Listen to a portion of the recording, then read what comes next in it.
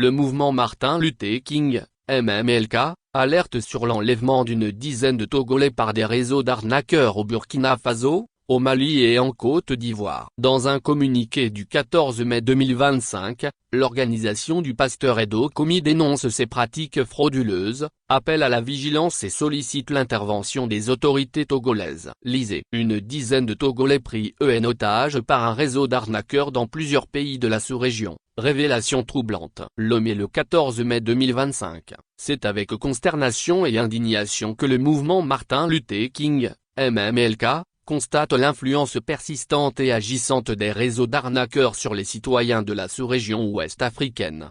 En effet, nul n'ignore aujourd'hui que ces réseaux étendent leurs ramifications et parviennent à endoctriner des milliers de jeunes, souvent en quête de gains faciles, parfois naïfs et vulnérables. Malgré les campagnes de sensibilisation, les appels à la vigilance, et le démantèlement de certains réseaux se présentant notamment comme des agents de CNED dans plusieurs pays de la sous-région, il est regrettable de constater que les victimes se comptent encore par milliers. Parmi elles figurent des compatriotes togolais actuellement au Burkina Faso, au Mali et en Côte d'Ivoire, selon les témoignages de familles ayant alerté le MMLK, la voix des sans-voix.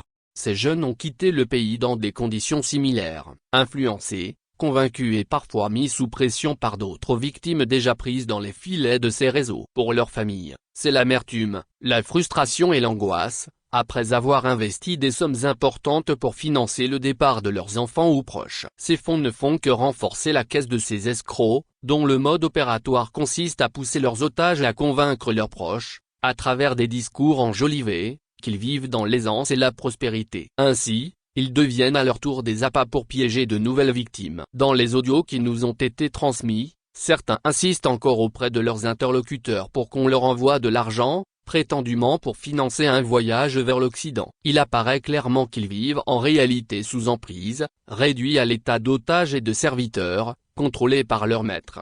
Pour briser ce cercle vicieux et éviter de nouvelles victimes, le MMLK lance un pressant appel à la jeunesse togolaise, éviter la quête du gain facile et les promesses utopiques ou chimériques. Il est également indispensable de se méfier des offres d'emploi présentées par des amis ou proches vivant à l'étranger. Concernant nos compatriotes actuellement retenus au Mali, au Burkina Faso et en Côte d'Ivoire, le mouvement Martin Luther King entend transmettre leurs noms et contacts aux autorités togolaises compétentes afin qu'elles prennent les dispositions nécessaires par voie diplomatique. MMLK, la voix des sans-voix. Actualité feature Pays Société Togo.